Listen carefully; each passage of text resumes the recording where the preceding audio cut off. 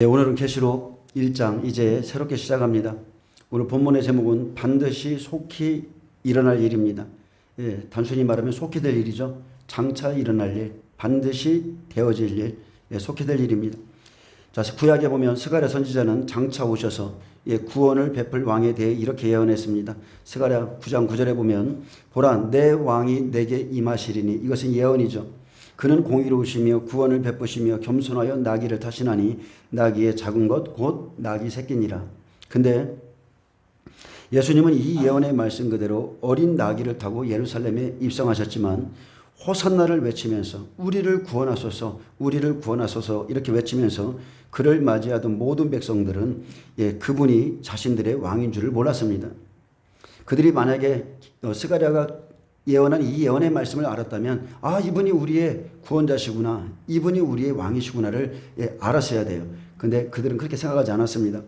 그리고 예수님께서는 그들이 예배하던 성전에 들어가서 그 성전을 깨끗하게 정화하셨습니다.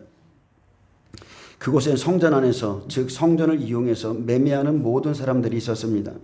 예수님은 돈 바꾸는 사람들의 상과 비둘기 파는 사람들의 의자를 다 둘러부시고 내 집은 만민이 기도하는 집이지 강도의 소굴이 아니다라고 책망하셨고 채찍까지 휘두르셨습니다. 예수님이 오실 때에 예수님을 대신할 그 어떤 것도 필요 없습니다. 아멘이시죠? 아무것도 필요 없어요. 그 안엔 짐승도 비둘기도 장사꾼들도 필요치 않습니다. 내 집은 만민이 기도하는 집이다. 내 집을 더럽게 만들지 말라. 오직 예수님이 오실 때는 예수님밖에 없어요. 내 왕이 내게 임하시나니, 이 예언의 말씀처럼 지금 저와 여러분의 심령엔 공의로 구원을 베푸실 왕의 말씀이 임재에 계신지 스스로를 살피고 그 왕을 다시 맞이할 준비를 해야 됩니다. 그것이 반드시 속히 일어날 일입니다. 왕이 나에게 하신 말씀, 왕이 이제 곧 오시겠다고 하신 그 말씀이 내 안에 내재해 있어야 그 왕이신 예수님을 맞이할 수 있다는 겁니다. 그래서 스가랴 선지자가 장차 될 일을 본 것처럼 요한이 계시를 통해 본 것도 반드시 속히 일어날 일들, 즉 장차 될 일입니다. 계시록 1장 1절 보겠습니다. 예수 그리스도의 계시라. 이는 하나님이 그에게 주사 반드시 속히 일어날 일들을 그 종들에게 보이시려고 그의 천사를 그 종 요한에게 보내어 알게 하신 것이라. 자, 예수님이 십자가를 지신 그 은혜 시대, 주 70년까지 이스라엘 백성과 또 이방인들을 함께 구원하셨지만 70년 이후에는 이방인 구원사로 넘어갔죠. 그리고 마지막 시대 보면 계시록에 7교회의 모습을 이렇게 기록해 놨습니다. 이것은 이제 앞으로 속히 되어질 일들을 환란이 임하기 전에 교회의 모습을 보여주신 것인데, 은혜 시대의 교회의 모습을 보여주면서 돌이켜야 될 것들, 그리고 이기는 자들에 대한 언약을 주셨습니다. 그리고 막상 이제 이렇게 준비되고 환란이 올 것이라는 것을 외쳐주고요. 준비가 되고 환란이 시작되면 이제 전 3년 반 1260일의 일과 후 3년 반 42달의 일이 있을 것을 기록하셨는데, 이것이 장차 될 일이에요. 우리 앞에 펼쳐질 일입니다. 예수 그리스도의 계시라. 계시는 헬라어로 아포칼리푸시스입니다. 본래 감추어져 있던 것을 드러내서 보인다는 뜻이죠. 그래서 드러나다, 나타나다, 빛이다, 계시되다. 그래서 이 계시가 복수가 아닌 단수로 되어 있는 것은 본문에는 여러 개의 환상과 예언으로 말하고 있지만 계시된 말씀이, 계시된 길은 하나임을 보여주고 있는 것입니다. 그래서 계시는 진리에 대한 통찰력과 그리스도의 재림의 때와 그리스도의 나타냄을 의미하는데, 이 계시는 예수 그리스도에게서 요한에게 주어졌고 그 내용은 바로 예수 그리스도 자신에 관한 것입니다. 내가 속히 오리라. 아멘. 자, 어떠한 계시입니까? 예수 그리스도는 은혜 시대 때에 이 땅에 오셨습니다. 그리고 복음의 씨를 뿌리셨고 마지막 때는 의인을 부르러 오실 때에 각 사람의 열매를 추수하시겠다는 계시입니다. 나의 백성, 나의 아들들을 거두겠다. 마태복음 13장에 내 밭에 씨를 뿌리셨듯이 사람들의 심령에 씨를 뿌리시면서 이 씨를 거두는 세상의 끝이 올 것을 약속하셨고, 그래서 종말에 좋은 것과 못된 것, 의인과 악인을 가르는 날이 온다는 거예요. 그래서 또한 사도행전 2장에 보면 성령이 임하신 후로 모든 시대에 조금씩 차이는 있겠지만 각 사람의 심령에 십자가 복음의 씨를 다 뿌려놨다는 겁니다. 그래서 성령께서 오시면, 성령이 임하시면 비를 내리듯이 각 사람의 믿음을 자라게 하시고 예수님이 다시 오실 때는 좋은 열매와 나쁜 열매를 나누어 거둡니다. 그래서 지금 내 삶을 좀 살펴보셔야 돼요. 내 삶에 좋은 열매가 없는 것은 바로 내가 예수님 중심의 삶이 아니라 자기 중심적인 신앙을 가졌기 때문이라고 보시면 됩니다. 우리는 마지막 계시록 22장에 계시된 말씀처럼 자기의 두루마리를 빠는 자가 복이 있는 거예요. 나의 모습을 살펴야 돼요. 요한복음 15장 4절에서 5절에 보면 내 안에 거하라. 나도 너희 안에 거하리라. 예수님이 우리 안에 거하는 방법은 이겁니다. 내 안에 거하라. 그럼 나도 너희 안에 거하리라. 가지가 포도나무에 붙어 있지 아니하면 스스로 열매를 맺을 수 없음 같이 너희도 내 안에 있지 아니하면 그래하리라. 나는 포도나무요 너희는 가지라. 그가 내 안에 내가 그 안에 거하면 사람이 열매를 많이 맺나니 나를 떠나서는 너희가 아무것도 할 수 없느니라. 이 말씀 그대로죠. 내가 열매가 맺히지 않는 것은 예수님을 떠나 있기 때문에 그렇습니다. 예수님은 많은 열매를 바라고 계신 분입니다. 내 안에 거하라. 나도 너희 안에 거하겠다. 내게 붙어 있으라. 예수님께 붙어 있지 않고 예수님 안에 거하지 아니하면 분명 스스로는 열매를 맺을 수 없다 하셨고, 반면에 예수님 안에 거하는 자는 30배, 60배, 100배의 열매를 거두리라 했습니다.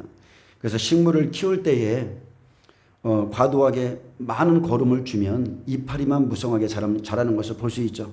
그것은 잘못 키우는 겁니다. 식물을 키우는 방법을 모르는 거예요. 지금 제가 그렇습니다. 제가 밭에 꽃씨를 뿌리고 그 꽃씨가 자라기를 기다렸어요. 근데 잡초가 몇 배가 빨리 자랍니다.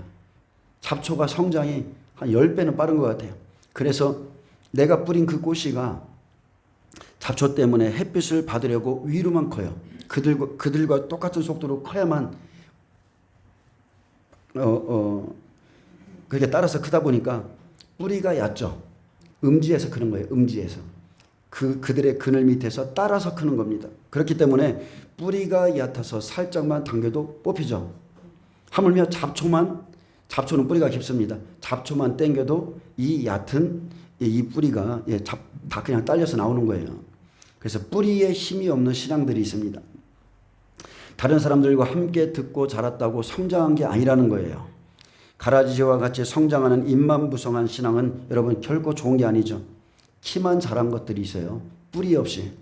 그래서 나는 내가 자라있다고 생각하는 거예요. 나에게는 믿음이 있다고 생각하는 거예요. 아닙니다. 여러분, 믿음이라는 것은 다른 게 아니에요. 창수가 나야 돼요. 풍파가 일어나야 돼요. 내 삶에 마태복음 7장의 말씀처럼 내가 모래 위에 지은 집인지 반석 위에 지은 집인지는 반드시 창수가 나고 바람이 불고 내 집에 부딪혀 봐야 아는 거예요. 그것이 우리의 삶입니다. 삶. 그렇게 해서 믿음이 자라는 것이지, 실제 믿음이 자라는 것이지 어디 가서 배우고 듣고 절대 안 자라요. 그것은 실제 믿음이 아닙니다.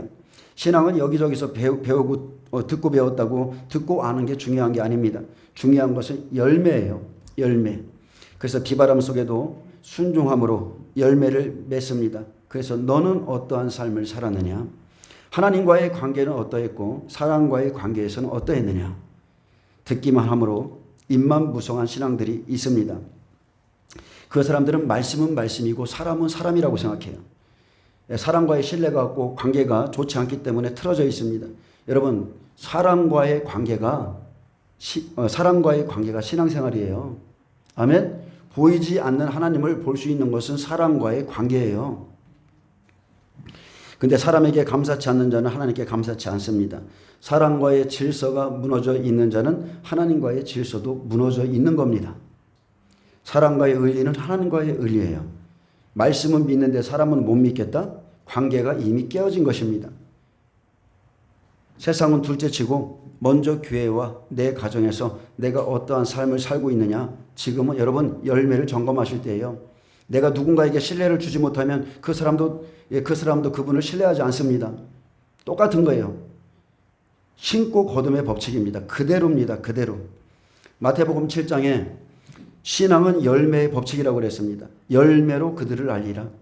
좋은 나무가 나쁜 열매를 맺을 수 없고 못된 나무가 아름다운 열매를 맺을 수 없느니라. 아름다운 열매를 맺지 아니하는 나무마다 찍혀 불에 던져지리라. 이러므로 그들의 열매로 그들을 알리라 했습니다. 그러면서 이제는 사람에 대해서 비유하시죠. 나더러 주여 주여 하는 자마다 다 천국에 들어갈 것이 아니요 다만 하늘에 계신 내 아버지의 뜻대로 행하는 자라야 들어가리라. 그날에 많은 사람이 나더러 이르되 주여 주여 우리가 주의 선지자 노릇하며 주의 이름으로 귀신을 쫓아내며 주의 이름으로 많은 권능을 행하지 아니하였나이까 하리니 그때 내가 그들에게 밝히 말하되 내가 너희를 도무지 알지 못하니 불법을 행하는 자들아 내게서 떠나가라 하리라. 많은 사람들이 그날에 주여 주여 우리가 이렇게 말합니다. 자기의 공로, 자기의 열심, 자기의 사역을 말할지라도 예수님과 아무 상관없는 사람들이 있습니다. 자기 열심, 불법, 아버지의 뜻대로 하지 않은 것, 행하지 않았기 때문에 그 나라에 들어가지 못할 것이라고 그랬어요. 여러분, 신앙에는 불법이 있습니다. 경기하는 자가 법대로 해야 됩니다. 아멘. 열매의 법칙대로. 열매 없는 신앙은 자기 중심적인 신앙이기 때문에 그렇습니다. 그들의 특징은 마지막 말세의 특징이 뭐예요? 자기를 사랑하고 오직 자기밖에 없어요. 자기 가정밖에 없어요. 공동체가 뭔지를 몰라요. 공동체에 대해서는 관심이 없습니다. 자기 사랑, 그것이 모두 불법을 행하는 자들이죠. 또한 이제 사역적인 면이 나오죠. 귀신을 쫓아내고 권능을 행하고 선지자 노릇하고 사역 중심으로 일을 열심히 했을지라도 법대로 경기하지 않으면 그냥 불법을 행한 자입니다. 나는 너를 도무지 모르겠다. 주님 안에 거하지 않고 주님께 기대지 않고 스스로의 힘과 그냥 자기들의 은사로 살았기에 내가 준비된 것이 없고 내 가정도 준비 안 되고 성도 간의 연합도 없고 내게 열매가 없다면 여러분 다 쓸데없는 겁니다. 다 쓸데없는 거예요. 여러분 열매를 맺으시길 축복합니다. 반드시 주님 안에서 주의 말씀 안에서 그대로 열매를 맺으셔야 돼요. 자, 이는 하나님이 그에게 주사했습니다. 하나님께서는 그에게 예수 그리스도에게 계시를 주셨죠. 하나님은 모든 계시의 근원이시고 계획자시며 예수 그리스도는 그 일의 성취자십니다. 누가복음 12장 54절에 외식하는 자여 너희가 천지의 기상은 분간할 줄 알면서 어찌 이 시대는 분간할 줄 모르느냐. 이걸로 끝나는 게 아니에요. 또 어찌하여 이 말, 여러분 이 말을 좀 주의를 가지고 들으시길 축복합니다. 천지의 기상은 분간할 줄 알면서 어찌 이 시대는 분간할 줄을 모르느냐. 또 어찌하여 옳은 것을 스스로 판단하지 아니하느냐. 여러분 옳은 것을 스스로 판단할 지혜가 있으시길 축복합니다. 이제 은혜 시대가 지나면 끝나면 종말이 오는 것을 여러분은 믿으셔야 돼요. 천지의 기상을 분별할 줄 안다면 이 시세를 분간해야 하고 스스로 옳은 것을 판단하셔야 돼요. 아, 이것은 선이구나, 악이구나, 좋은 거다, 나쁜 거다. 이것은 비방 판단 그런 정도가 아니라 하나님의 말씀 안에서 우리가 쉽게 생각해 보면 에덴 동산에 보면 생명나무를 주셨어요. 그것은 다른 게 아니죠. 생명나무를 먹고 살아라는 거예요. 예수님 안에서 살으라는 거예요. 오직 예수님 안에서 그 지식 안에서 살으라는 거예요. 근데 그리스도인들이 지식이 없어요. 스스로 옳은 것을 판단하지 못합니다. 누가 보아도 이 시대는 은혜 시대의 끝자락입니다. 시대를 분간했다면 이제 속히 준비하라고 예수님을 맞이할 준비하라고 은혜 시대 지마를 사는 종들에게 속히 일어날 일들을 보이시려고 요한에게 천사를 보내셨습니다. 지금은 앞으로 일어날 일들을 듣고자 하는 종들, 앞으로 일어날 일들을 듣고자 하는 성도들에게 우리죠. 하나님이 만나주십니다. 얼마든지 듣게 하는 시대입니다. 생명수 샘물을 값없이 주리니 목마른 자들은 오라고 그랬어요. 값없이 주겠다는 거예요. 그것은 자기 의지를 가지시고 여러분 찾으셔야 됩니다. 마지막 때에 대해서는 분명히 마지막 때가 온다 했는데 날짜를 정하지 않으셨어요.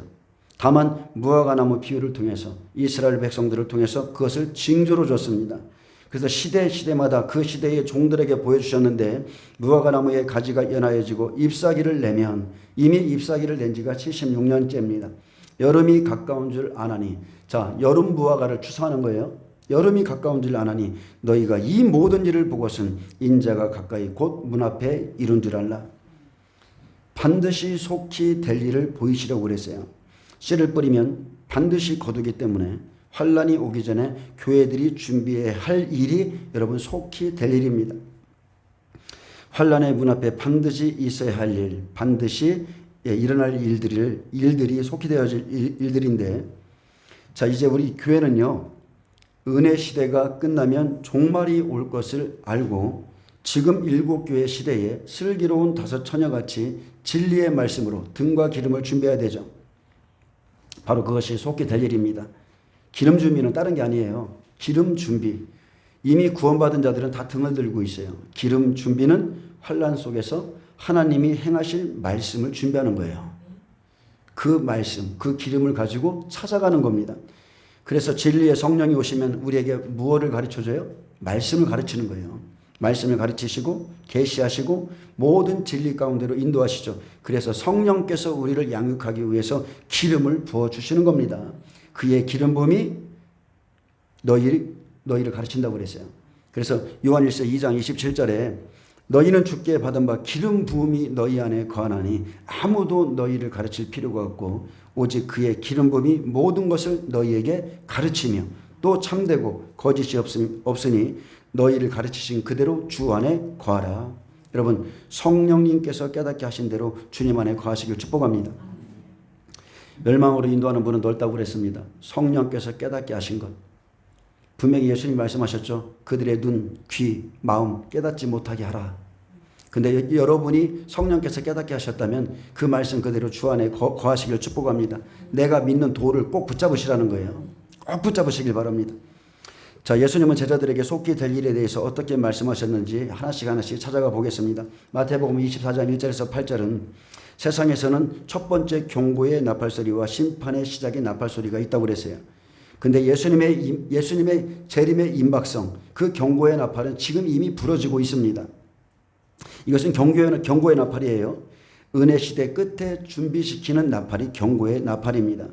마태복음 24장 6절 예수님이 친히 말씀했습니다. 난리와 난리 소문을 듣겠으나 너희는 상가 두려워하지 말라.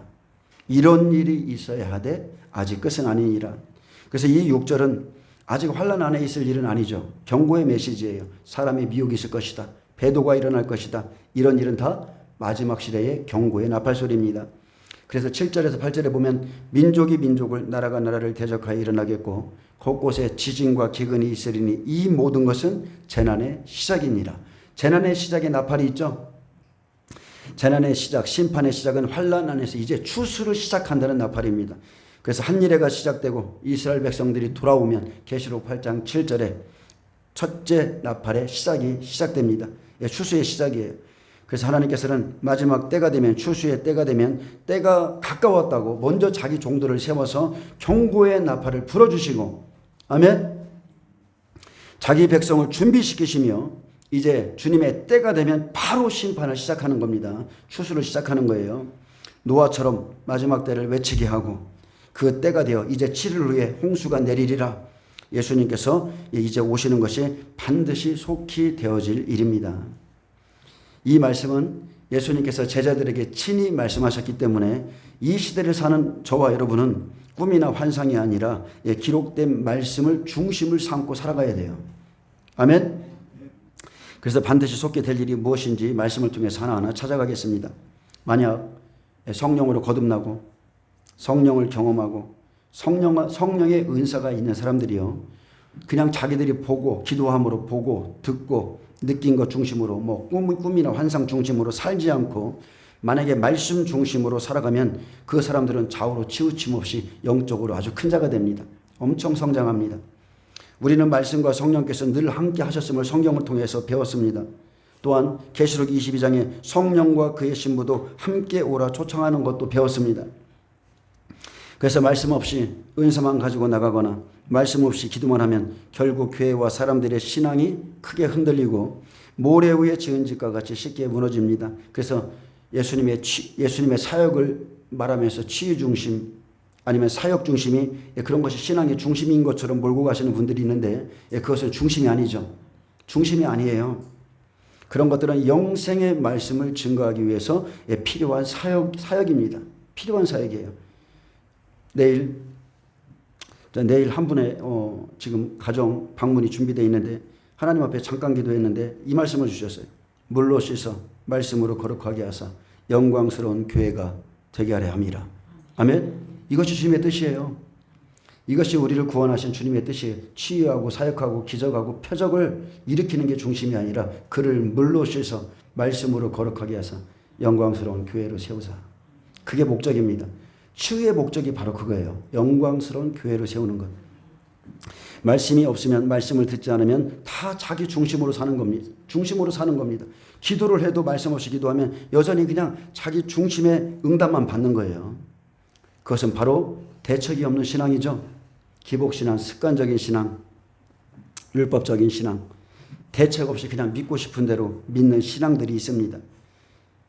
지금 내가 어디에 빠져 있는가? 제가 잠시 나무에 빠지니까 세상이 다 나무로 보이는 거예요. 지금 내가 어디에 빠져 있는가? 내가 누구를 신뢰하느냐에 따라서 여러분 모든 게 달라 보이는 거예요. 아멘. 거짓된 확신과 거짓된 그냥 내가 믿고 싶은 그 믿음, 그 미혹만큼 무서운 게 없어요. 정말 그것만큼 무서운 게 없어요. 다 그렇게 보이는 겁니다. 다 그렇게. 그래서 바리새인 서기관들은 내가 가진 그 율법, 장로의 유전, 내가 믿는 그 말씀이 복음과 달랐기 때문에 초림 예수를 끝까지 거부했듯이 이 시대의 종들도 똑같습니다. 성령으로 이끌림을 받지 않고 그냥 예수를 신학으로 잘못 배웠다면 그들은 이제 곧 오실 예수를 거부하는 겁니다. 초림이랑 똑같습니다. 똑같아요. 잘못된 것을 신뢰하고 있으면 여러분 다 그렇게 보여요. 그것이 미혹이에요. 사람의 미혹을 조심하라. 모든 사람의 미혹, 많은 사람의 미혹을 조심하라고 그랬어요. 여러분 사람 함부로 믿지 마시길 바랍니다. 우리는 재림하시는 예수님께 초점을 두고 앞으로 반드시 일어날 일들, 반드시 일어날 사건들을 여러분 배워야 됩니다. 누가복음 21장 28절 이런 일이 시작되거든 너희 머리를 들라 너희 속량이 가까웠느니라. 너희 구속이 가깝다는 거예요. 이에 비유로 대답하여 이르시되 비유입니다. 자, 나무죠. 무화과 나무와 모든 나무를 보라고 그랬어요. 무화과 나무뿐만이 아니라 모든 나무를 보라. 싹이 나면 너희가 보고 여름이 가까운 줄을 자연히 아나니 그랬습니다. 여러분 계절을 보면 나무를 보면 추수 때를 자연히 알 수 있어요. 이와 같이 너희가 이런 일이 일어나는 것을 보거든 하나님의 나라가 가까이 온 줄을 알라. 내가 진실로 너희에게 말하노니 이 세대가 지나가기 전에 모든 일이 다 이루어지리라. 천지는 없어지겠으나 내 말은 없어지지 아니하리라. 너희는 스스로 조심하라. 그렇지 않으면 방탕함과 술 취함과 생활의 염려로 마음이 둔하여지고 뜻밖의 그날이 덕과 같이 너희에게 임하리라. 이날은 이게 중요합니다. 온 지구상에 거하는 모든 사람에게 임하리라. 아멘. 교회에게는 안 임하는 게 아니라 온 지구상에 거하는 모든 사람에게 임하리라. 이러므로 너희는 장차올 이 모든 일을 능히 피하고 인자 앞에 서도록 항상 기도하며 깨어있으라 하시니라. 아멘. 이 모든 일을 능히 피할 수 있다는 거 이렇게 말하는 분이 있는데 피할 수 있으면 왜 인자 앞에 서도록 항상 기도하며 깨어있으라 하겠어요? 피할 수 없다는 거죠.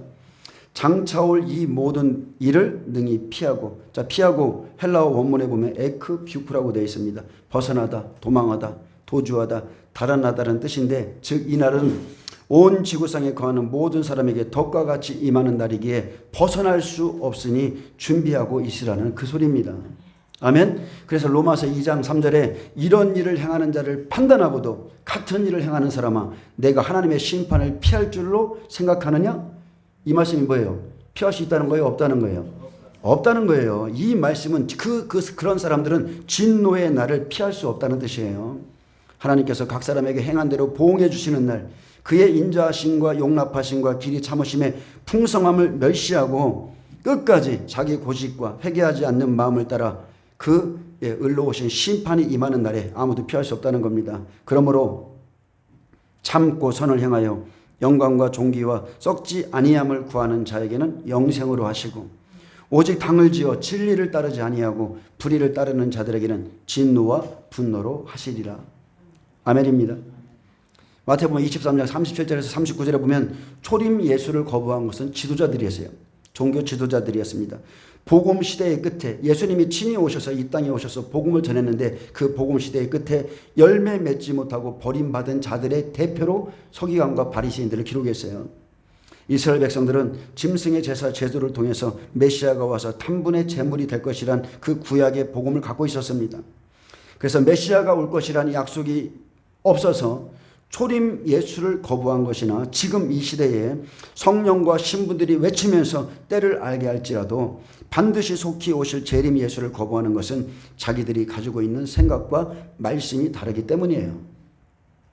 이것을 믿지 못하는 것은 여러분 영적인 문제입니다. 영적인 거예요. 영적인 것. 다른 복음, 다른 영, 다른 예수를 믿기 때문이죠. 주님의 재림을 기다리지 않습니다. 그들은 버림받을 자들이죠. 복음 시대의 끝, 은혜 시대의 끝자락도 똑같습니다. 재림 예수를 기다리지 않고 하나님이 다 하셔라고 믿고 있는 사람들, 자기의 그 영혼을 하나님께 책임지게 만드는 사람들, 다 버림받을 사람들이에요. 마태복음 23장 37절은 이렇게 말합니다. 예루살렘아 예루살렘아. 자, 끝이죠. 복음 시대의 끝, 예수님이 십자가 질 때 예루살렘아 예루살렘아 선지자들을 죽이고 내게 파송된 자들을 돌로 치는 자야. 암탉이 그 새끼를 날개 아래 모음같이 내가 내 자녀를 모으려 한 일이 몇 번이더냐. 그러나 너희가 원하지 아니하였도다. 이 말은 지금 똑같습니다. 이 말씀에 예루살렘 지도자들의 영적인 상태가 드러나 있죠.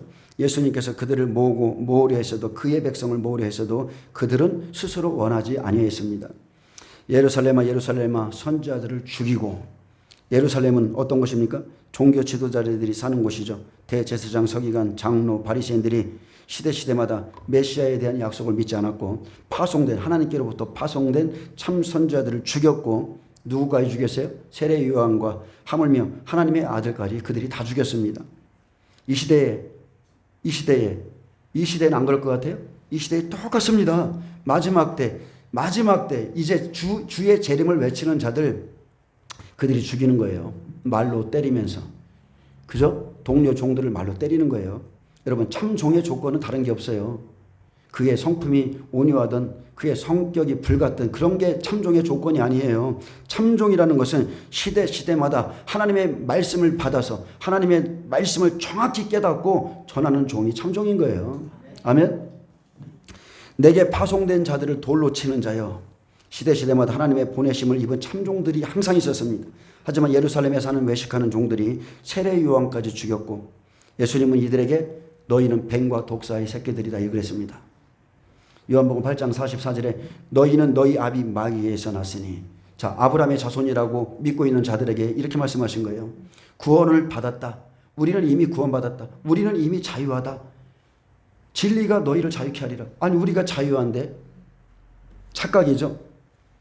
너희는 너희 아비 마귀에게서 났으니 너희 아비의 욕심대로 너희도 행하고자 하느니라. 그는 처음부터 살인한 자요 진리가 그 속에 없으므로 진리에 서지 못하고 거짓을 말할 때마다 제 것으로 말하나니 이는 그가 거짓말쟁이요 거짓의 아비가 되었습니다. 그래서 마지막에 불과 여왕못에 들어가는 자들 중에 거짓말하는 자, 거짓말을 지어내는 자, 다 종들 얘기예요. 그들이 불과 여왕못에 들어가는 이유는 그들의 아비가 마귀이기 때문에 그렇습니다. 진리가 그 속에 없으므로 항상 진리에 서지 못하는 거예요. 여러분, 그냥 그렇게 믿으세요. 그가 진리에 서지 못하는 것은 진리가 그 속에 없기 때문이고 그의 아비가 마귀이기 때문에 그렇습니다. 그가 만약에 하나님의 참 종이고 하나님이 보내신 종이고 하나님의 백성이라면 하나님께서 진리를 안 가르쳐 주시겠어요? 내가 올 것이다. 반드시 지금 이제 곧 올 거야. 준비해. 시대마다 항상 준비했어요. 항상 자기의 종들과 백성에게 찾아오신 하나님이에요. 내가 진리를 말하므로 너희가 나를 믿지 아니하는도다. 너희 중에 누가 나를 죄로 책잡겠느냐. 내가 진리를 말하는데도 어찌하여 믿지 아니하느냐.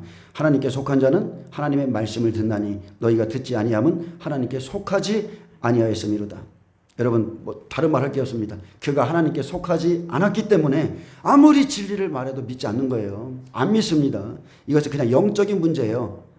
내 아비가 누구인가의 문제인 거예요. 예수님이 비유로 들었죠. 암탉이 이렇게 비유로 들었어요. 그 새끼를, 이스라엘 백성들이죠. 성도들입니다. 날개 아래 모음같이 내가 내 자녀를 모으려 한 일이 몇 번이더냐. 그러나 너희가 원하지 아니하였도다. 아무리 외쳐줘도, 아무리 이제 주님이 오신다고 해도 듣지 않습니다. 예수님께서 공생의 기간 동안 율법 아래 있는 자녀들을 날개 아래 모으려 했죠. 날개가 뭐예요? 그분의 말씀이에요. 그분의 말씀의 품 안에, 복음의 품 안에 모으려 했지만 끝까지 외식하던 서기관 바리새인들이 예수님의 그 진리의 품 안에 돌아가기를 원치 않았기에 화가 있으리라. 화를 선포하신 겁니다. 화 있을진저 외식하는 서기관과 바리새인들이 너희가 어떻게 지옥의 판결을 피하겠느냐. 그들이 오실 메시아를 원치 않았던 것은 진리가 없기 때문이었습니다. 그리고 지금도 예수님의 재림을 이야기하면 가장 경계하는 것이 주의 종들이에요. 똑같습니다. 종들이 거부합니다. 예수님의 공생의 기간 동안 예수님의 말씀을 듣지 않고 거부한 이스라엘 백성 중 외식하는 바리새인들과 서기관들을 대표로 여기서 기록했지만, 하지만 반면에 마지막 때는 이스라엘이 다시 돌아올 때가 있음도 말씀하셨죠. 그들에게 소망을 주었습니다. 로마서 11장 25절에 보면 마지막 때는 두 증인을 통해서 이스라엘 백성들에게 복음이 전해진다 했습니다. 형제들아, 너희가 스스로 지혜 있다 하면서, 자, 그들은 스스로 지혜 있다 믿는 자들이죠. 그렇게 말하면서 이 신비, 이 비밀을 너희가 모르기를 내가 원하지 아니하노니 이 신비는 이방인의 충만한 수가 들어오기까지 이스라엘 더러는 우둔하게 된 것이라. 하나님이 완악하게 만든 것이라. 바울은 이 비밀은 이방인의 충만한 수가 들어오기까지 이스라엘의 더러는 완악하게 된 것이라 말했습니다. 은혜 시대가 끝날 때까지죠. 은혜 시대가 마칠 때까지 이스라엘 백성들이 예수님의 복음을 거부할 거라 했습니다. 주 70년에 멸망당한 후에 고난을 받고도 지금도 믿지 않죠. 아직 때가 안 됐습니다. 그리하여 온 이스라엘이 구원을 받으리라. 기록된 바 구원자가 시온에서 오사, 바로 이때입니다. 야곱에게서 경건하지 않은 것을 돌이키시겠고 이날을 위해서 이방인 두 증인을 준비해놨어요. 하나님이 하십니다. 세례 요한을 하나님이 보내셨던 것처럼, 예수님의 오실 길을 준비했던 것처럼 이스라엘의 구원은 아예 이방인 두 증인을 준비해 놓으셨어요. 날짜가 되면, 때가 되면 하나님이 보내십니다. 여러분, 구원은 하나님의 손에 있어요. 사람으로 하는 게 아니에요. 그리하여 온 이스라엘이 구원을 받으리라. 은혜 시대가 끝나고 마지막 때 한일회가 시작되면 일곱째 인에서 이제 시작됩니다. 온 이스라엘이 구원을 받습니다. 이방인 두 증인이 이스라엘 땅에 들어가서 이제 나팔절에 율법을 복음으로 막 선포하기 시작하죠. 바꾸어서 전해줍니다. 하나님께서 그들의 구속의 날을 정해놓으셨고, 그리고 그들이 부활하는 날, 그들이 휴거되는 날짜까지 정해놓으셨어요. 아멘. 예수님이 말씀하셨잖아요. 이제는 어둠의 때요, 너희의 때라고 그랬습니다. 때까지 다 정해놓으셨어요. 그래서 야곱에게서 경건치 않은 것을 돌이키시겠고 두 증인의 복음을 받고 자신들과 그들의 조상들이 예수님을 거부했던 그 죄를 이스라엘 백성들이 7개월 동안 회개하고 예수님께로 막 돌아오기 시작합니다. 유엘서 후반부에 성령이 막 부어주죠. 막 부어집니다. 모든 육체에 부어지는 성령이 아니라 나의 남종과 여종들에게 부어지는 성령입니다. 그래서 27절에 내가 그들의 죄를 없이 할 때에 그들에게 이루어질 내 언약이 이것이라 함과 같으니라. 자, 이 언약은 어떤 언약입니까? 마태복음 23장 39절, 주의 이름으로 오시는 이 할 때까지 너희가 나를 보지 못하리라. 그래서 두 증인을 통해서 전해주는 이 복음을 받고 율법을 버리고 7개월 동안 회개하고 죄를 없이 하는 시간이죠. 그러면 심령 성전을 짓죠. 그들에게 이루어질 언약이 이것이라고 그랬습니다. 여러분, 이것이 반드시 되어질 일, 장차 될 일인 거예요. 지금 우리 앞에 놓여 있습니다. 마태복음 23장 38절은 24장 1, 2절 말씀과 같습니다. 보라, 너희 집이 황폐하여 버려진 바 되리라. 이것은 예수님께서 예루살렘의 멸망에 관한 예언적 선포죠. 그리고 말씀 그대로 때가 되니까 그대로 이루어졌습니다. 너희 집은 37절에 공생의 기간 동안 예수님의 품에 돌아오지 않는 자들을 예언하고 있죠. 바로 너희 집은 율법성전, 바로 율법을 섬기는 그 집 헤롯 성전으로 그 당시 이스라엘 백성들의 심령 성전의 모양이었는데 황폐한 집이었다는 거예요. 그들의 집은 황폐했습니다. 은혜 시대 끝자락의 교회의 모습도 똑같습니다. 황폐합니다. 황폐하여 버려진 바 되리라. 37절에 날개 아래 모리하던 예수님을 거부한 서기관과 바리새인과 종교 지도자들과 그를 따르던 백성들이 주 70년에 버림받을 것을 약속으로 예언하시고 36절과 같이 이렇게 말씀했죠. 이것이 다 이 세대에 돌아가리라. 이 약속 그대로 로마의 디도 장군이 와서 헤롯 성전 무너뜨리고 이스라엘을 멸망시켰죠. 모든 역사는 예수님의 말씀대로 이루어져요. 이 세대가 지나가기 전에 인자가 오리라. 여러분 믿으십니까? 이 세대에게 다 돌아가리라 말씀 그대로 이 세대가 지나가기 전에 인자가 오리라. 여러분이 믿든 안 믿든 하나님의 시간표에 예수님 오세요.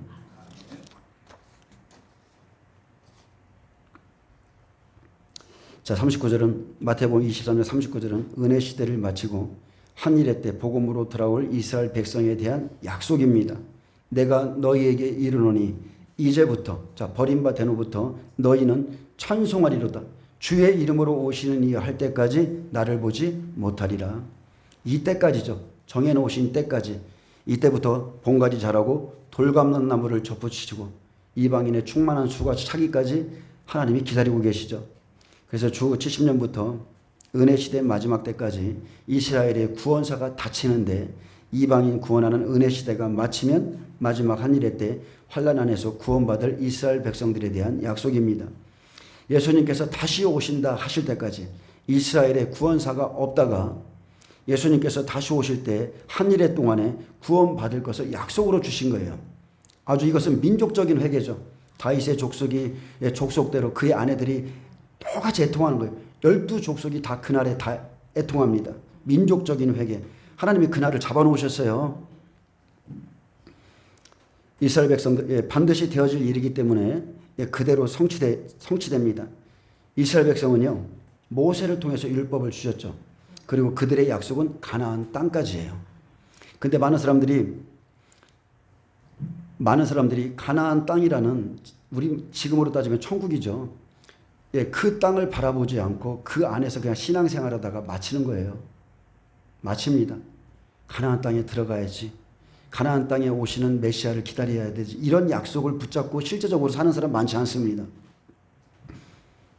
그래서 가나안 땅을 그들에게 약속으로 주셨기 때문에 그들은 가나안 땅에 오신 예수님을 믿어야 돼요. 그것이 초림이었죠. 마지막 때 똑같습니다. 그들은 주 70년 이후 열방을 떠돌아다니다가 마지막 때 다시 가나안 땅에서 구원받죠. 그 땅에 복음이 들어가고 그곳에서 예수 그리스도를 발견하고 구원받습니다. 환난 안에서 구원받을 때도 복음을 듣고 돌아와 회개하면 자 그들은 성령이 인을 치는 게 아니라 먼저 천사가 이스라엘 14만 4천에게 인을 친다고 그랬어요. 왜 그래요? 그들이 아직까지 율법 안에 있기 때문에 그렇습니다. 이방인은 어떻습니까? 은혜 시대 때 지금이죠. 일곱교회 시대에 예수님을 믿고 성령으로 인침을 받았기 때문에 은혜 시대 때 성령으로 깨달은 말씀으로 회개하고 그리고 계속 성장하면 그들은 30배, 60배, 100배의 열매를 맺습니다. 늘 말하지만 환난 속에서는 양육이 없죠. 한 일에 들어가기 전까지 열매가 이미 다 나오는 거예요. 좋은 열매, 나쁜 열매. 그리고 시작되면 이제 거두기만 하는 거죠. 이방인의 구원은 환난 전까지입니다. 이방인의 충만한 수가 찰 때까지. 그리고 이스라엘 백성들은 환난 안에서 구원을 받습니다. 그리고 이들이 구원받을 때 모든 육체에 부어지는 성령이 아니라 나의 남종과 여종에게 성령을 부어주리니 이렇게 약속하셨고 이방인이나 이스라엘이나 모두 환난을 통과하고 각각 열매대로 구속함을 받는 시간이 다르다고 그랬어요. 아멘? 이 시간 100배, 60배, 30배 순서로 추수해요. 아멘이죠? 그대로 추수해요. 100배, 1260일, 60배, 1290일, 마지막 30배, 1335일까지 이르는 그 사람은 복이 있으리라. 그래서 마지막 때 있을 일을 징조로 가르쳐 주셨고 이 모든 것이 이 계시록 안에 기록된 모든 일이 이제 순서대로 일어날 것이기 때문에 반드시 속히 일어날 것이기 때문에 살피라는 거예요. 아멘? 그래서 저와 여러분은 이 말씀 안에서 모든 징조를 이스라엘을 보면서 살피고 환난 안에서 하나님 앞에 아름다운 열매로 추수되기를 예수님의 이름으로 축복합니다. 이제 다음 시간에 마태복음 24장 1절 보면서 자 앞으로 장차 이루어질 일 반드시 되어질 일이 무엇인가 예수님의 말씀을 통해서 또 한번 살펴보겠습니다. 기도하겠습니다. 주님 감사합니다. 많은 사람들이 마지막 때임을 알고 준비하지만 하나님 예수님께서 말씀하신 그 말씀 안에서 준비하는 자는 적습니다. 반드시 속히 되어질 일을 말씀을 통해서 하나하나 깨닫게 하시고 이런 일이 시작되거든 일어나기를 시작하거든 너희 머리를 들라 했습니다. 하나님 우리에게 지혜와 계시의 영을 더하여 주옵소서. 감사하며 예수님의 이름으로 기도합니다. 아멘.